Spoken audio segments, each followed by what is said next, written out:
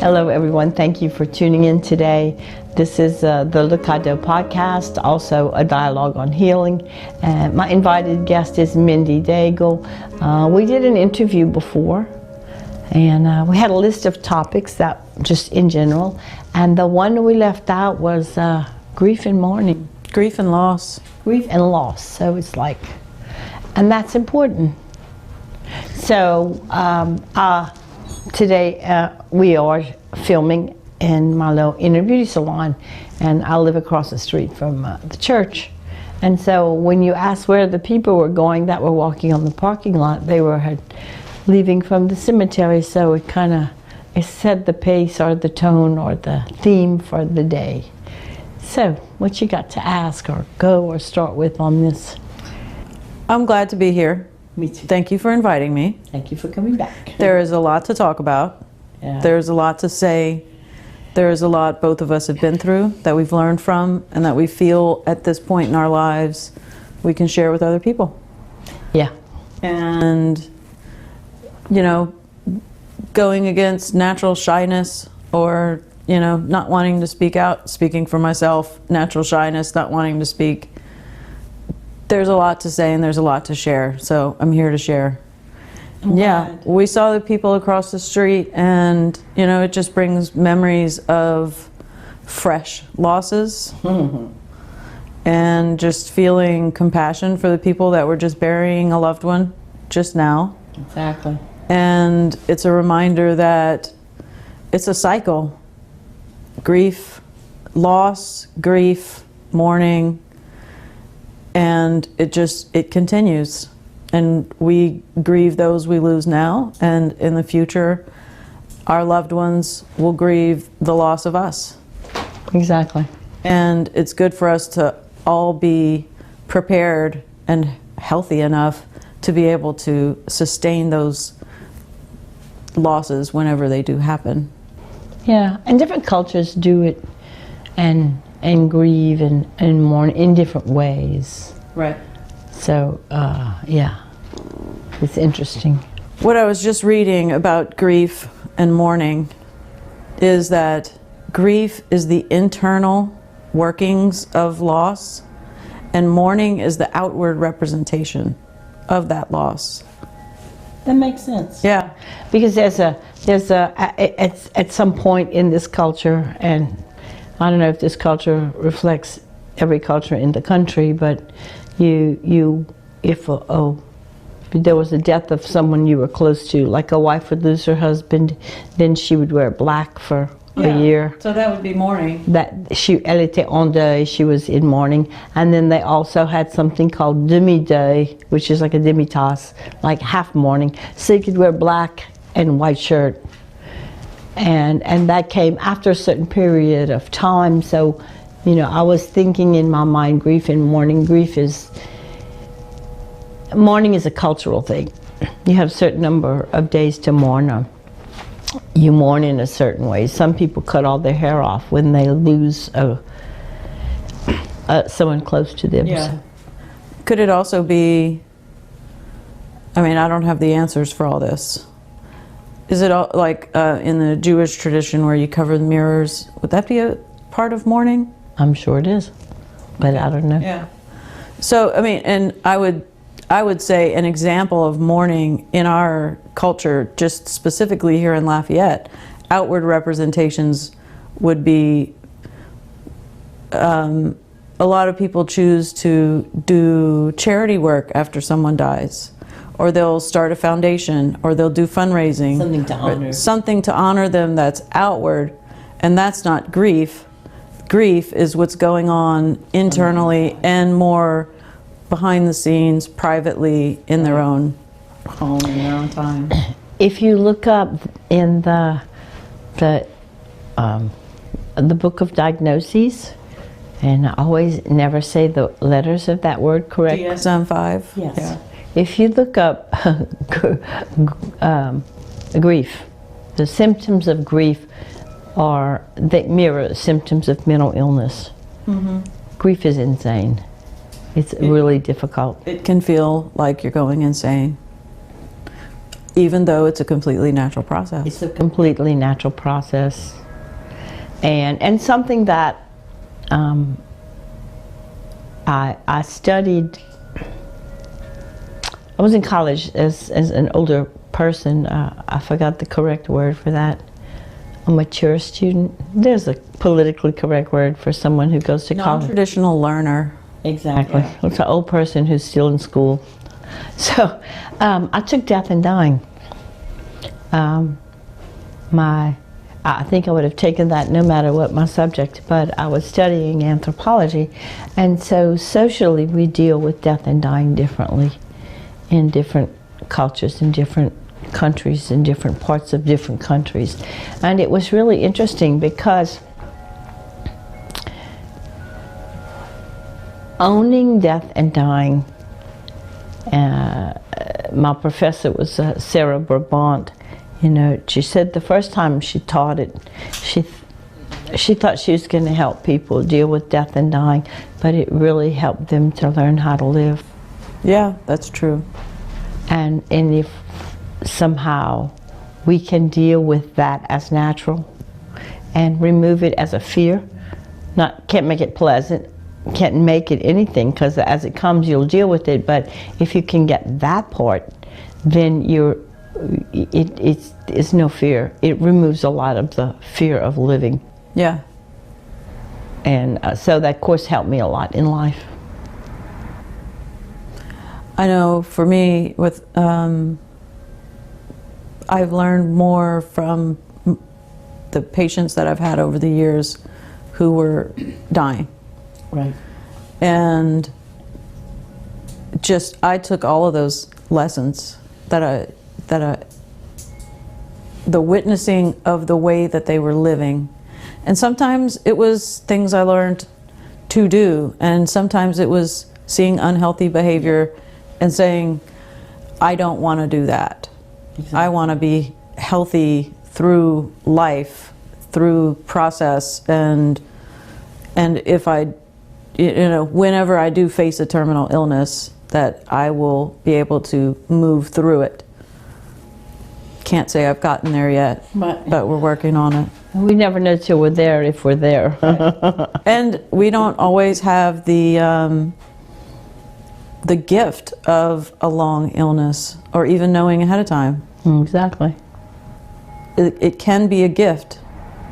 But you've also shared with me that you had someone that you were a friend with that had nothing to do with nursing, and you learned a lot from her death. Oh, you're talking about Stephanie. Yeah. That you learned a lot as a nurse and taking care of patients, but how much more did you learn from personally dealing with her death and walking through that with her? Starting off in talking about this, I'll start off at the end product and try to work my way back.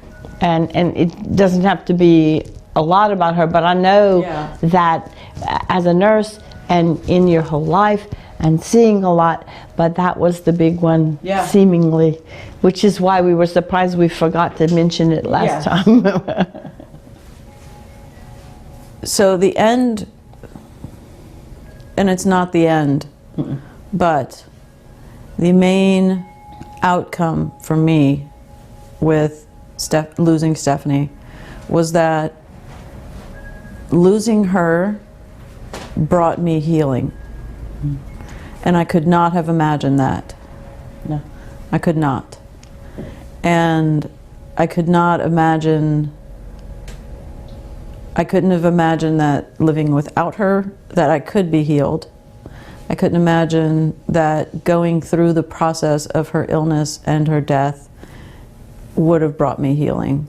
And it's not that it necessarily was going to, it was that I took that experience and I said, I am going to use this for my own healing. Exactly. I am going to take every bit of this, whether it was good, bad, terrible, wonderful, and I'm going to make use of her life experience to bring life to my own experience. And that was a long process. So I don't know what we have permission to say or not say in terms of names or not names, but this woman we speak of, Stephanie, was not related to you. No, we were friends. We had been friends since we were 10 years old. And I'm 45. She passed away. I was 43, she was 44 when she passed away. That was August 2017. And Stephanie Snaddick, she would be completely fine with me saying her name. And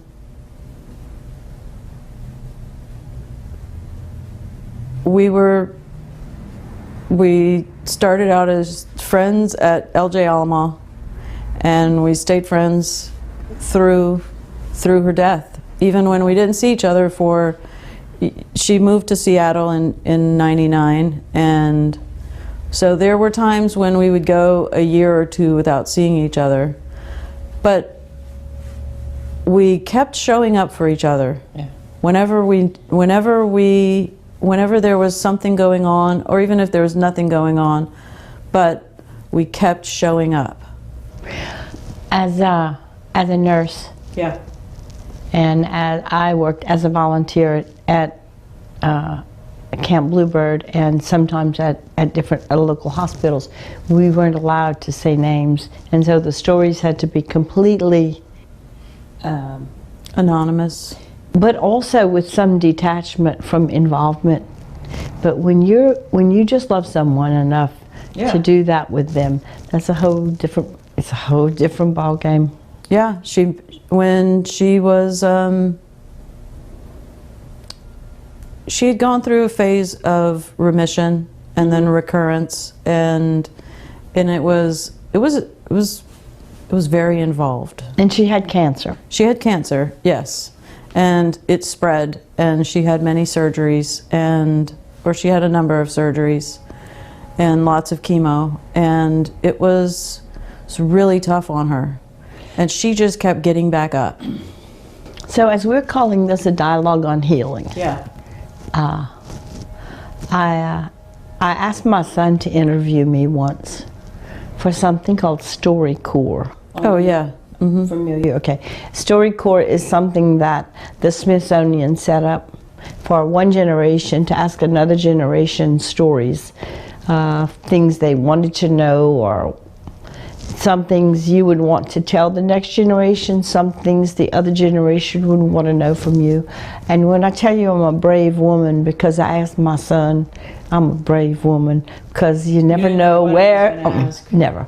So one of the things I found interesting, and I bring this up to bring grief and mourning to the level of healing. Okay. So we were in this little silver trailer, and they had set up this great recording equipment, and there was one person in this who's the technician, who is supposed to be invisible, right? So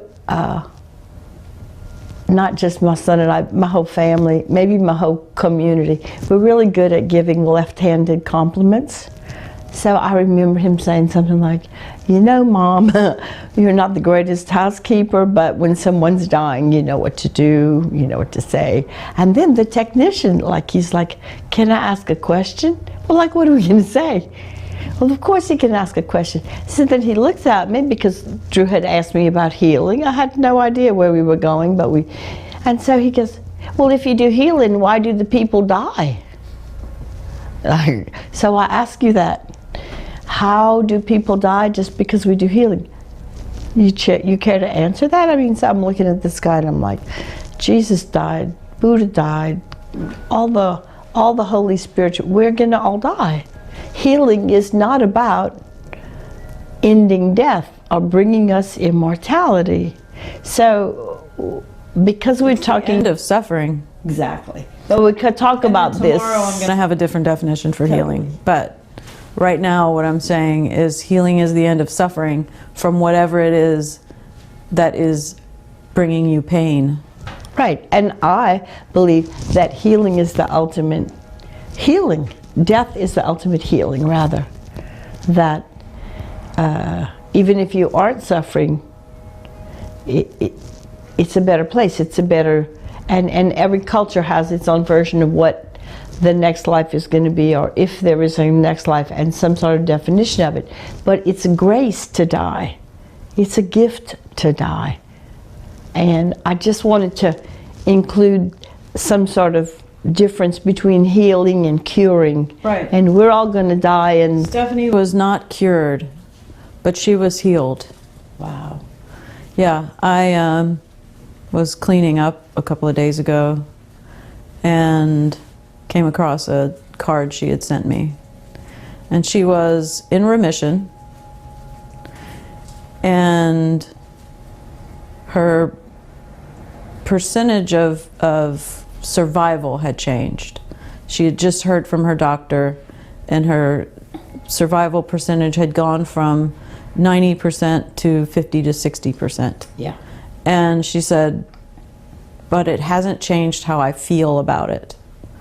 I am still healed. I am still leaning.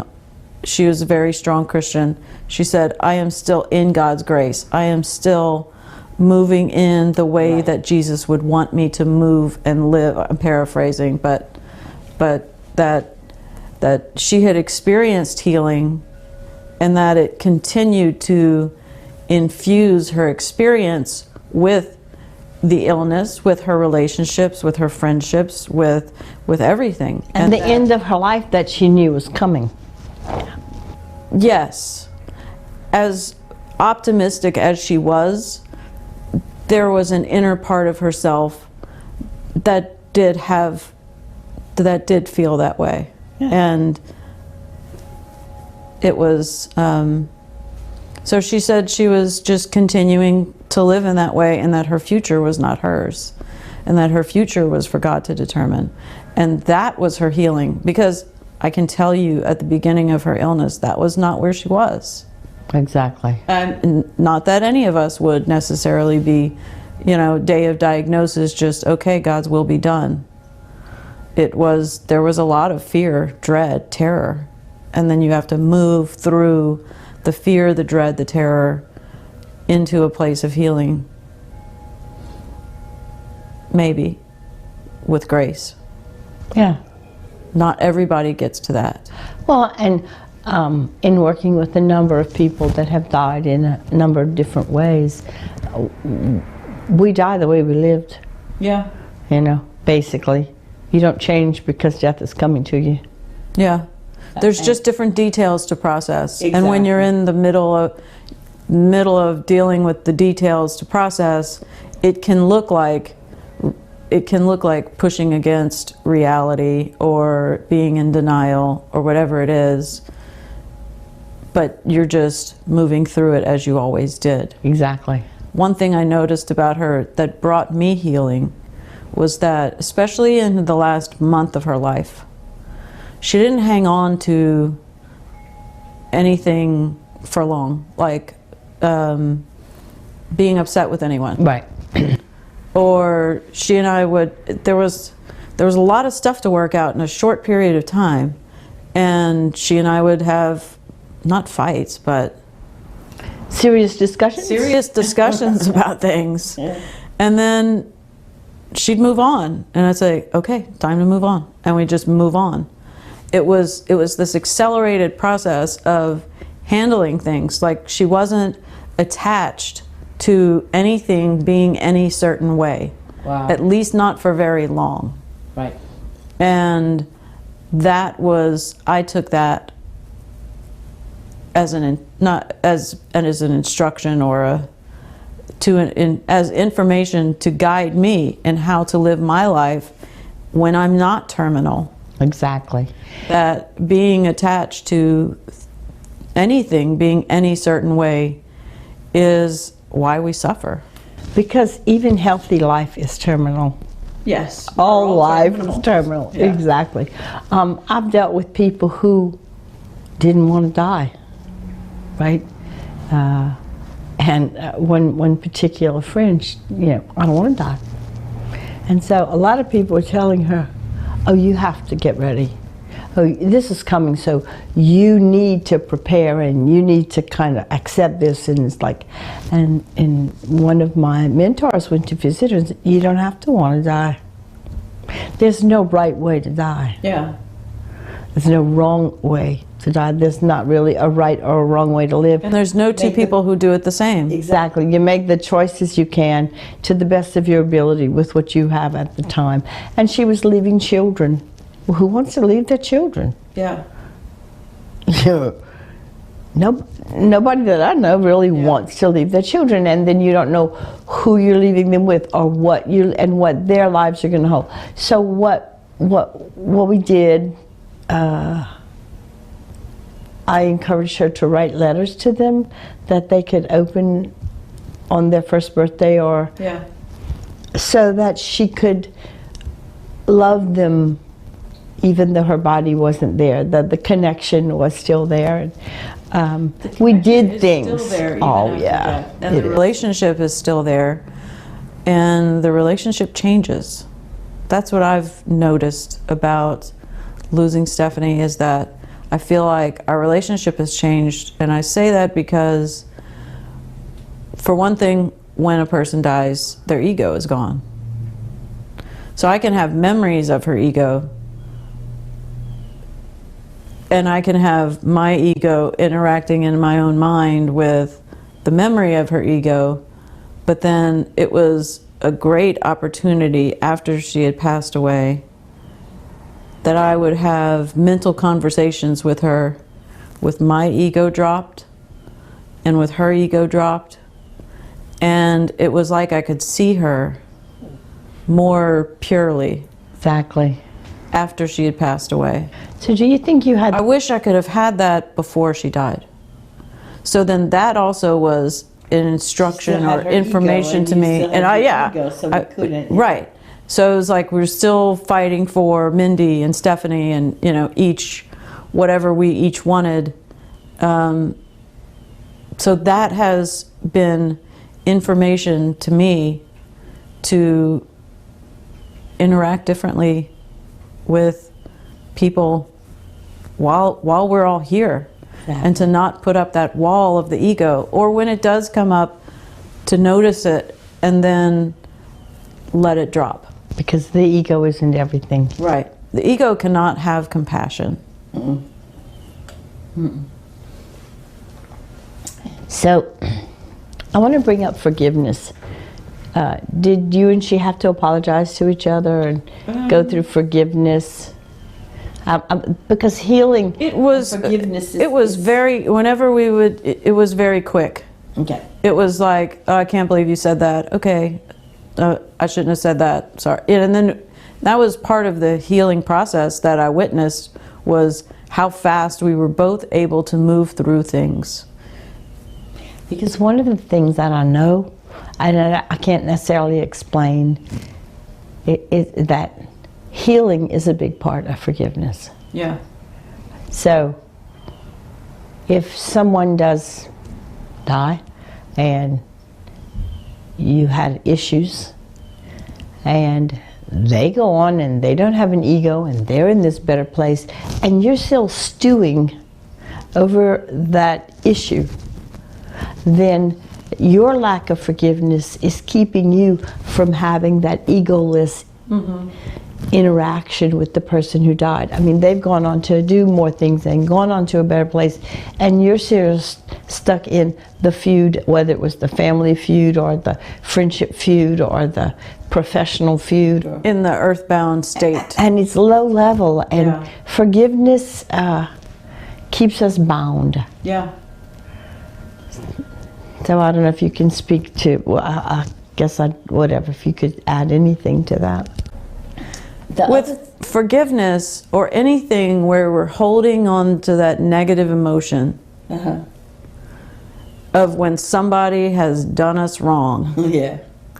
And that is ego, because then we feel like we deserved something different than what we got. And that may be true. We may have deserved something different than what we got, but we got what we got. And so then it's an opportunity, when forgiveness is needing to forgive is an opportunity to look inside to see, why do I even need to forgive? Right. what is it about this interaction that has gotten me so worked up?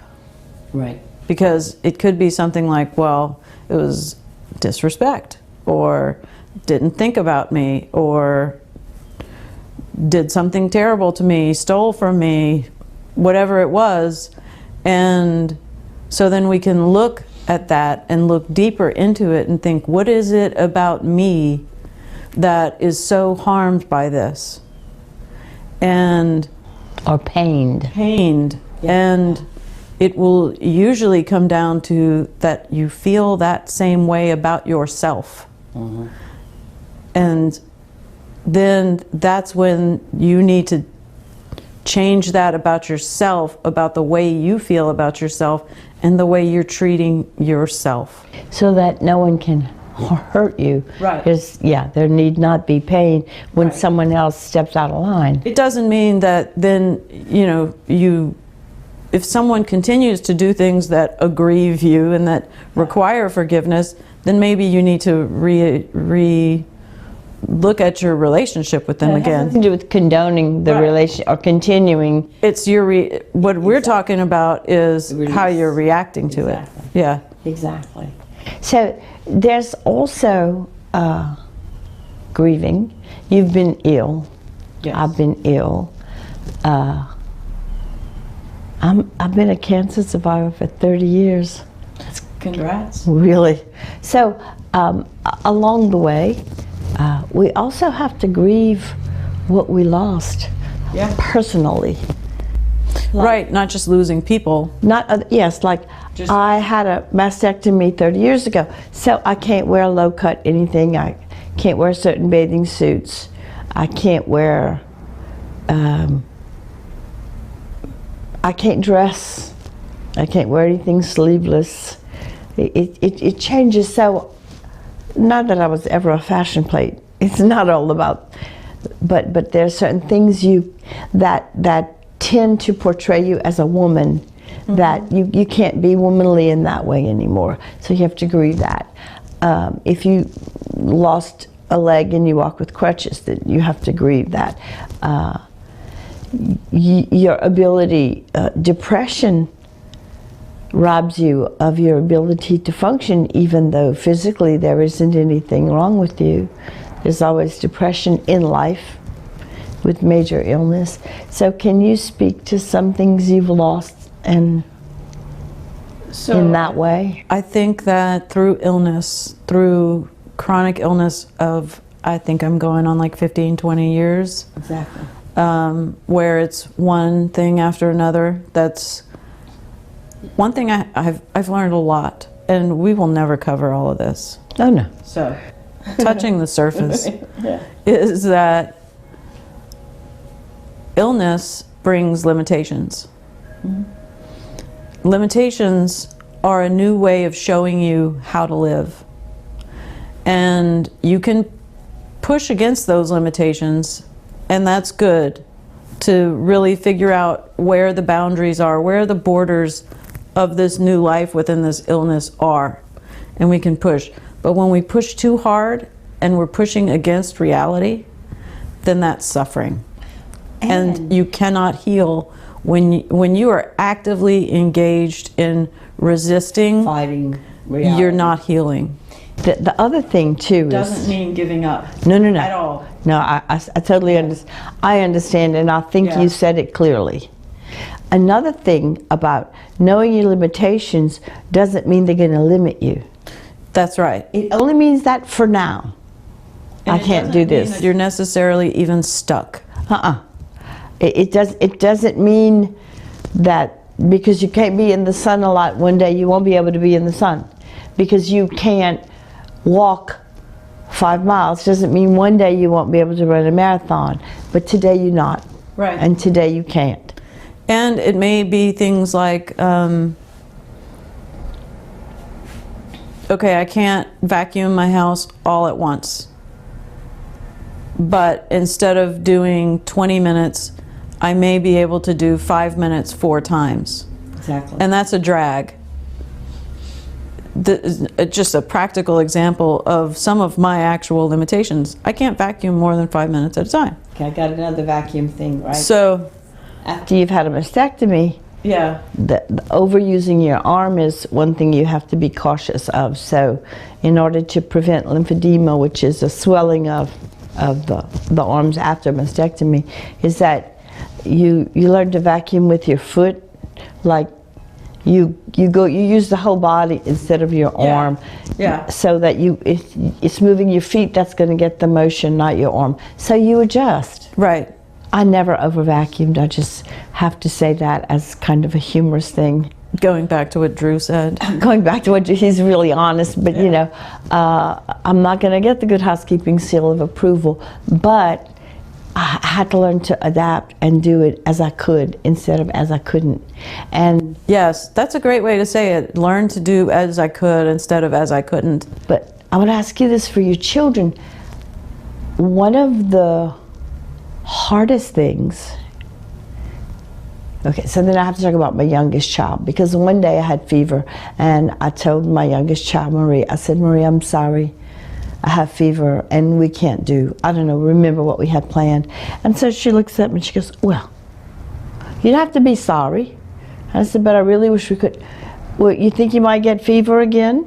And I'm like, well, yes, because you know, when you teach something to your children, they always give it back to you. Okay, so I always, one way or another, I always made the effort to teach it. If you're not sorry for something, don't say you're sorry. Right. If you're going to do it again, you're not even sorry. Right. I see where you're going. So she's telling me I don't have to be sorry for being sick. Now we're just talking fever. That was one of the most profound things ever told to me by anyone in my life, because... And it was Marie, I'm interrupting you. No, that's okay. She was extending grace and compassion to you, and that was the feeling. And truth. Yeah. Don't tell me you're sorry if you could do it again. She wasn't being like... And when she said, you don't have to be sorry, you don't have to tell me you're sorry for being sick. Well, she was talking about that afternoon I had fever. All of a sudden, I didn't have to be sorry in this sorrowful, forgive me way. But I wished I had never had mental illness. I wished I had never had cancer. I wished I never had those things that stopped me from interacting with my children. And that's... Because you wanted things to be different than they were. And they weren't. You were pushing against the reality. And they weren't. And so that was another, which I never really thought of as grief, but we lost the opportunity to be parents. Yeah. And I remember... I lost the opportunity to be the parent that I wanted to be. Exactly. And I pushed against that for a really long time. And I can never go back and reparent or redo. I can only bring my healed, healthy self to today. And make it and better then from move now. forward. Exactly. It's the same thing with when I was dealing with someone else who just got diagnosed, right? And it doesn't matter if you own a company or you work for someone, you're a stay-at-home mom, or you have a profession that's, you know, white collar, blue collar, no collar, it didn't matter. When you are ill, you lose control. Yes. We never had control. But we had an illusion of control. We thought we were in control. We were contributing every day, so that seems like control. And you're getting a paycheck or whatever it is. You go to work, you build the company, yes. And so all of a sudden, that's gone. And so as much as I could do to impart to these people, because I understood, because I had been ill, is that your job now is to take care of yourself. You can't do all that, and until you can do some of that or all of that or any of that again, you have become your job, your self-care. So one of the mind changes for me was my children lived with their dad initially after our divorce, and what was good for me in between this weekend and the 2 weekends we would see each other would also be good for them. Right. And it allowed me to focus on. So I went to Votech school and I started doing things for myself rather than being stuck.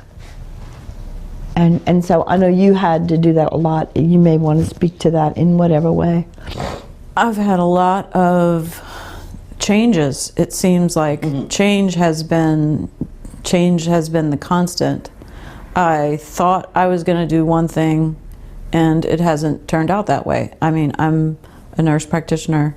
I haven't worked in 2 years, and even before that, it was limited, and there were long periods, 1 to 2, maybe even 3 years in the past 15 years where I didn't work at all. I don't know if I'm jiving with what you were just asking me. Yeah.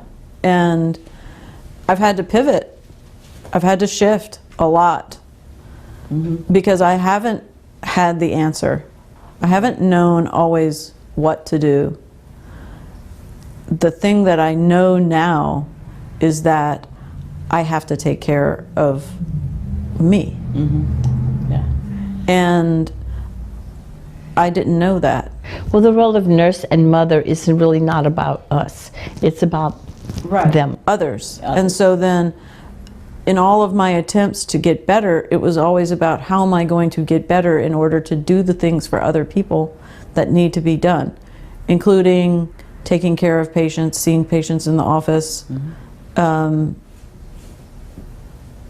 then trying to do that well, taking care of my children, making money, having a good living, being a wife.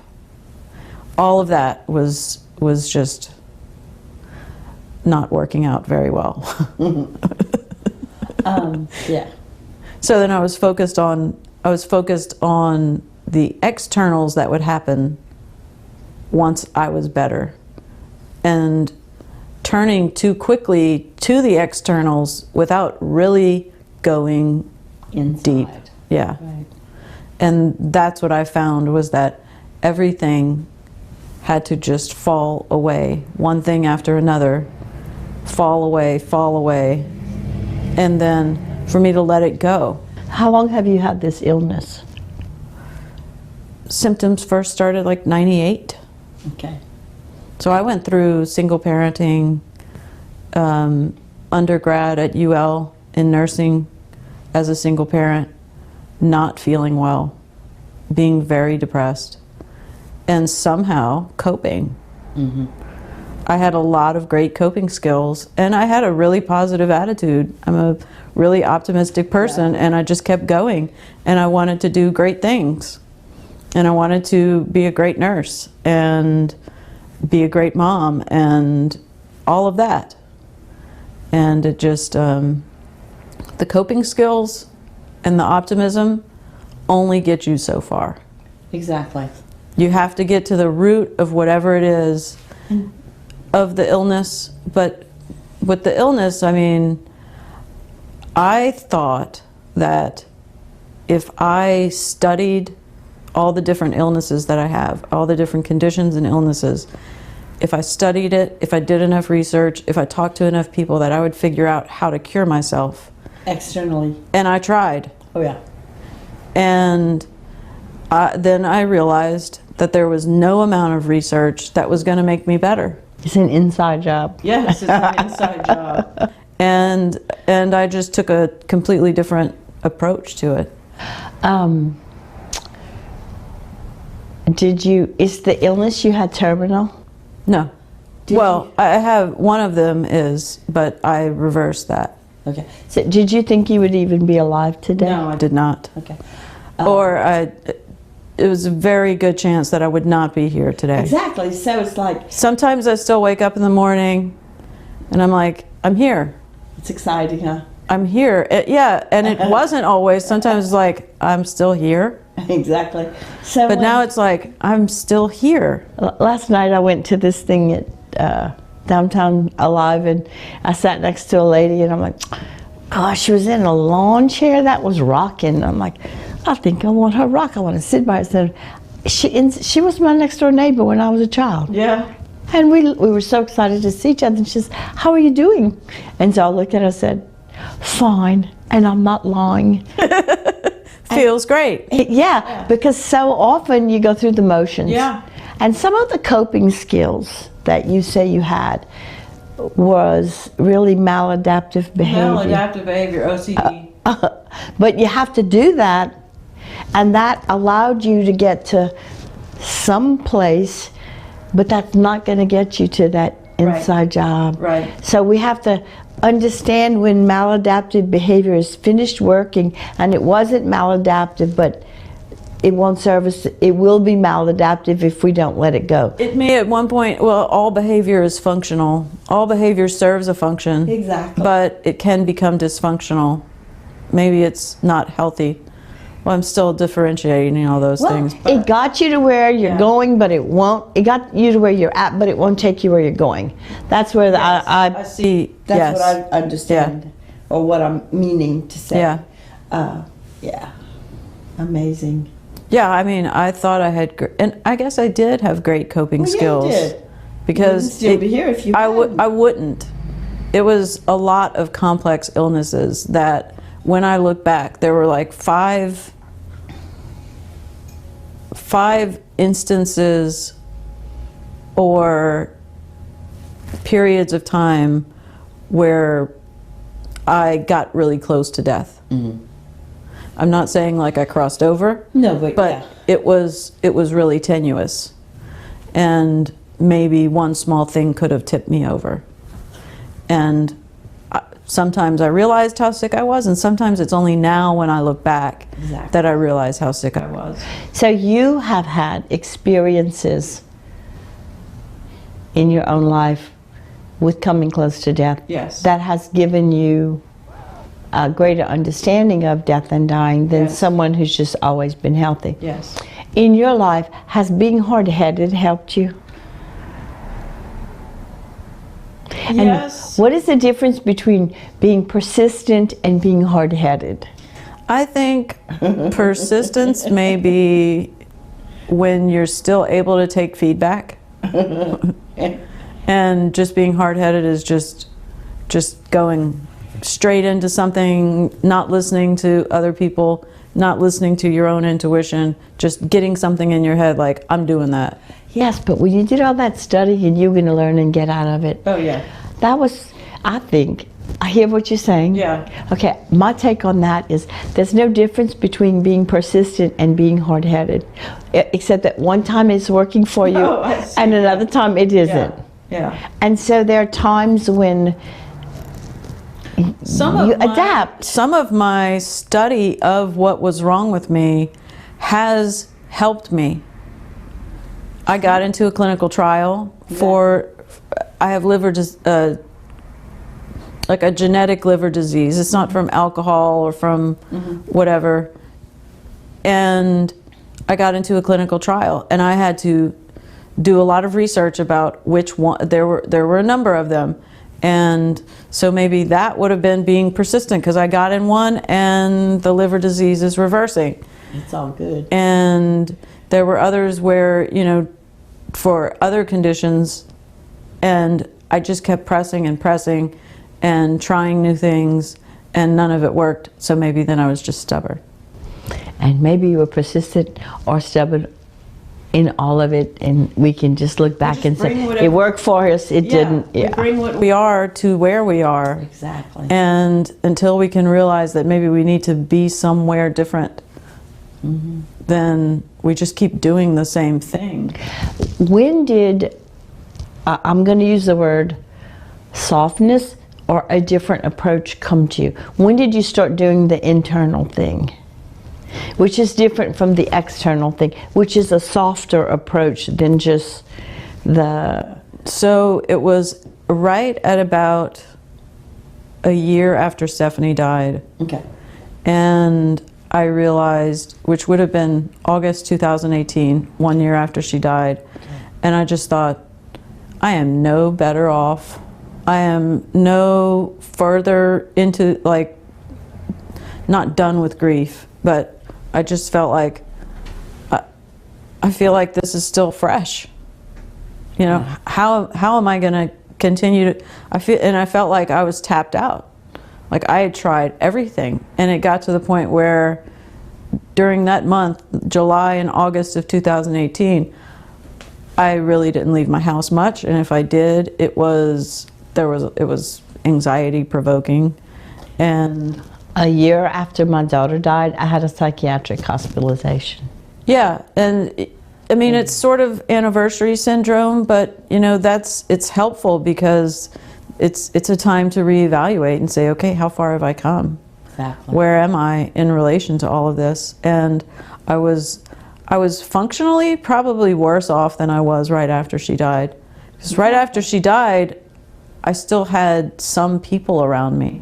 And you still had the living part, and you had done everything you did, but then after she died, and then you just go on, and she's not, it's a different role. Yeah. It's a different role.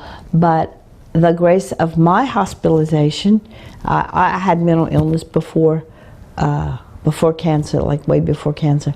After my hospitalization, I was gifted with an analyst who, instead of treating me like I was just a mental patient, was treating me like a grieving mother and a human being. Yeah. And then he shed light on my own life and my own healing, and allowed me to go forward in ways I would never have been able to go forward. So what helped you with your grief at that point? That was my tool. Yeah. That was my gift. Being hospitalized and really... Well, it was 2 weeks after that, mid-August, I started seeing a therapist. There you go.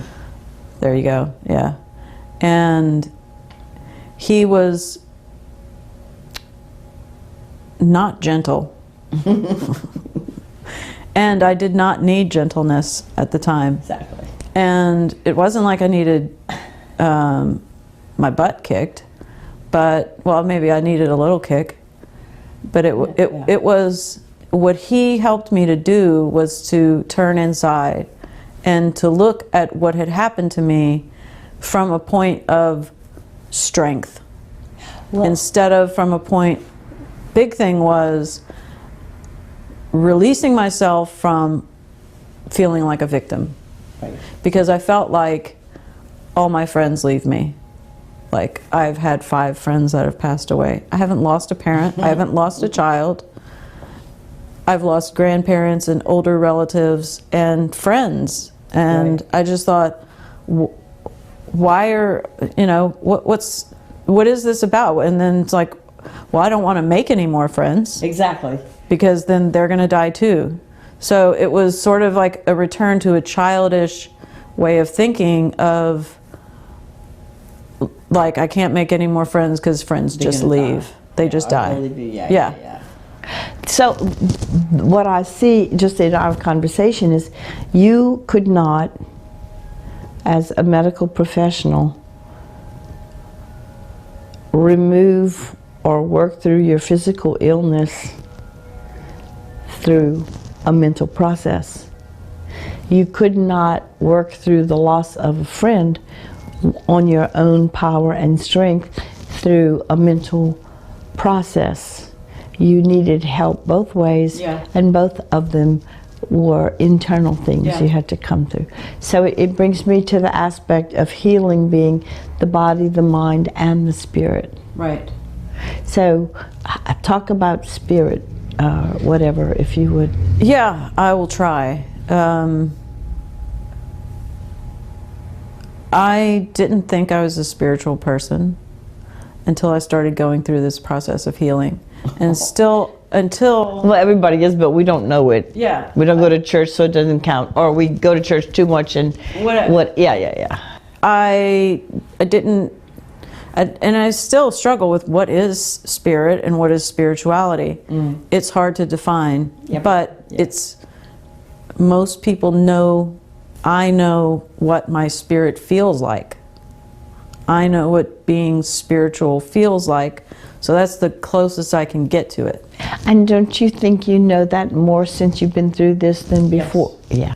Because I, in order to heal, in order to move on, I had to address every level of me. Exactly. And it's a holistic process. Yeah, I had to strip away the outside and go deep. and be honest with myself about what I thought, felt, things I had done, things I hadn't done, ways that I felt about things, ways that I felt about relationships and people and my own life and my future. It just, everything was up for review.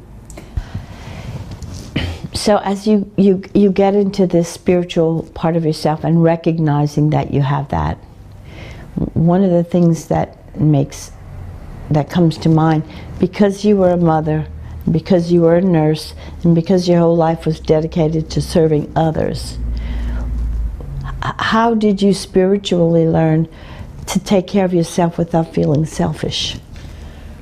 Part of it... Or did you feel selfish? In the beginning, yeah. Yes. Now I don't. Right. Because I feel so much better, and I know that I'm just a happier person, and it's not just about, oh, well, take care of yourself so you can take care of others. It can just be a sentence on its own. Take care of yourself, period. Okay. And what was your question? You answered it, I think. Okay. I don't remember. Okay. Oh, we're really good with this. But I had another question that came up, so let me ask you this. When you said you needed to not be the victim anymore, Yeah. you didn't know you were a victim. No. See, I didn't know victim that I is was... not necessarily a role that we play. Yeah. It's not a role we know we have. Speak to the victimhood that you talked about, because you weren't a victim. It's like... Subtle. It's subtle. It's not usually subtle to the people around you, though. No. Because everybody does before we do. Right. And then there's also the part about two sides of the same coin, which is victim and martyr. Mm. And I recognized that I was, or my therapist was telling me that. Yes. And I was like, help us recognize. no, I'm not a like, I don't feel like a victim. I feel like I've gotten through all these things, and then he just gently bring it, well, maybe not so gently bring it up again. I got it. And it's when you are feeling like a victim, you've given away your power. And when you've given away your power, you're not in control of your own life. Not that, well, you're not in command of your own life. Exactly. You're not running your own life. And how can you make good choices for yourself and be a healthy person when you don't have possession of your power, when you aren't able to choose? When you aren't able to choose. There are people who are legitimate victims. I have been a legitimate victim in my life, like a criminal, like from a criminal sense, I've been a victim. Right. But that doesn't mean that let me just speak in first person. Even though I've been a victim, from a criminal standpoint, that doesn't mean that I have to take that on as part of my identity and always feel, because then in taking that on as an identity or as part of the operation of myself, then everywhere I look, I will see a perpetrator. Exactly. If I'm a victim, you're a perpetrator. Yeah. You're going to do something to hurt me. And there's no trust in being a victim, because, Right. yeah. So then when you're in possession of your own power, then you're not giving it away. Exactly. And then you can move as a healthy, functional person in the world. And then when there are real perpetrators, you're more able to, I have been more able to identify real perpetrator behavior versus everybody's a perpetrator, because I'm a victim 100% of the time. And you're paralyzed and you can't do anything anyway. And so often when people are ill, they feel victimized. I felt very victimized, even though I didn't realize it. I felt victimized by my illness. I felt like it feels like an outside force coming against you. Right. It felt like, I'll rephrase that to go back into first person. It felt like an outside force coming against me, interfering in my life, and then I took on victimhood. So then I had to reject victimhood and say, I am in possession of my own power. And how do you do that, though? Well, you don't have to do it consciously, but I know I can do this and I know I can do that. You start doing the little things. Little things. Whenever it would come into my awareness, I'm using lots of therapy phrases. Hey, when it came into my recently. When it came into my awareness that I was being a victim or giving away my power, I would first of all just notice it and say, "Oh, that's what that is. That's what I did," and then do something different.